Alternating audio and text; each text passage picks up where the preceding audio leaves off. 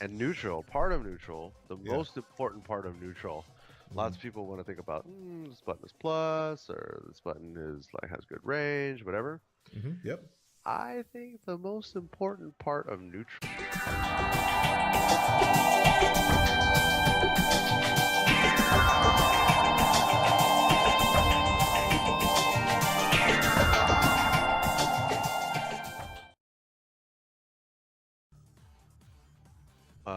The fireball is not going to reach me. So essentially now at this point, you have the life lead, control of the neutral, and the situation is reset. The most important thing is to get the fireball stores. So anytime you get an opportunity to store a fireball, you should do it, right? So in the beginning of the round, she wants to be as far enough away as possible in order to build up as many fireball stores as possible without putting herself at risk.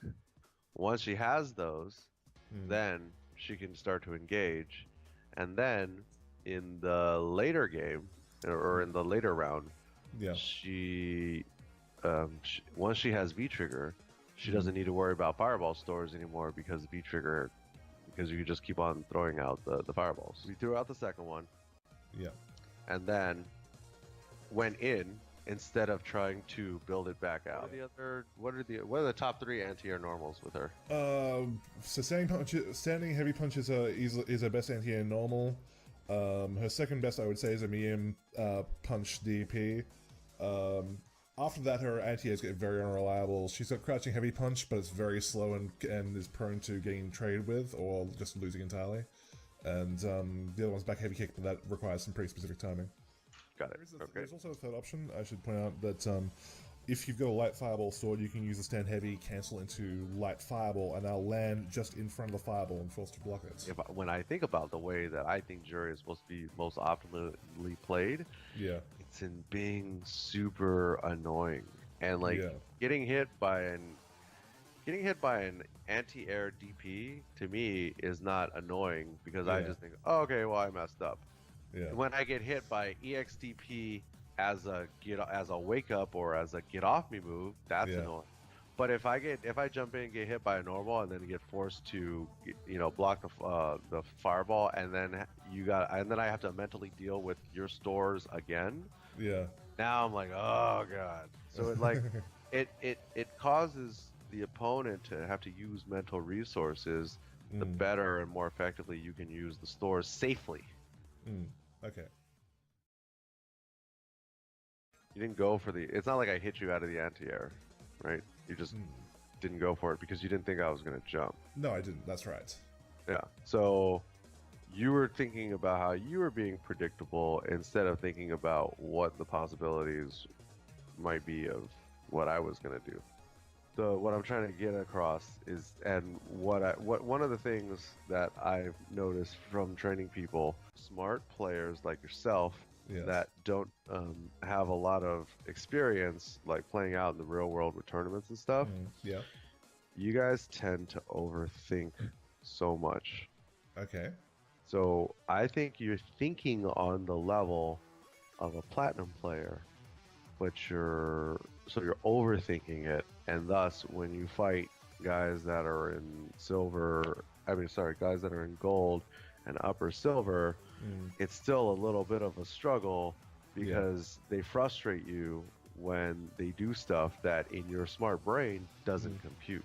If you're stuck essentially playing at home from the near future, and based on what I know about Australian internet, you're gonna have to tailor your game a little bit to compensate for like the lag and stuff, which usually means, and this was something that took me a long time to figure out, but it usually means that if you think you need to stand, like if you think you need to be here, you actually need to be about there.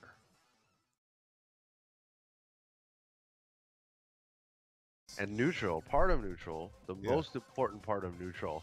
Lots of people want to think about this button is plus, or this button is like has good range, whatever.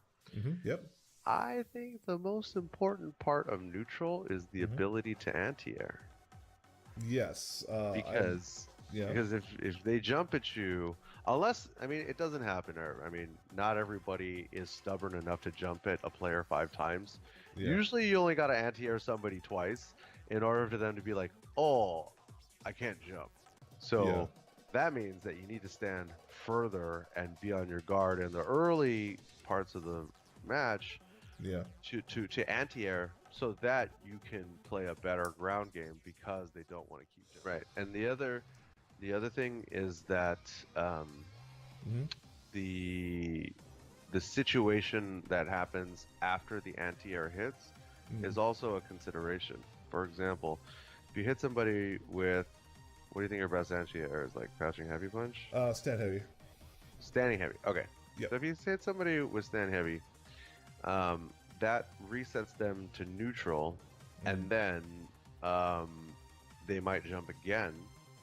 But if you hit them with the DP, they're knocked down, and then you can definitely backdash and then do a store, or you can dash forward and maybe you can hit a button, maybe you can't. But either way, it's not just about what does more damage and what is easiest or most consistent to execute, but also the situation that you put yourself in afterwards.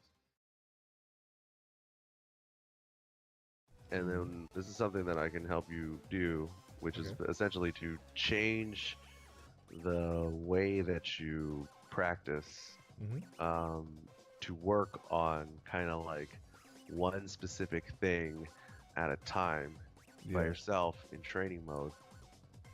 Then once you have, number one, figured it out on paper, number two, built the muscle memory, and then number three, simulated a real situation, simulated that situation for real, then go online. And then only when you're going online, and if you're too, if you've got point scarcity mentality, then it's okay to just play, casual matches. Because really all you're trying to do is work on, at least during the week, all you're trying to do is work on one thing at a time. Because if you can take that 2 hours, but be more effective and more targeted with your training, you're going to see smoother and steadier progress without as much frustration. Now let's see what you do on wake up. Normal recovery, blocking low. All right, stuck in the corner.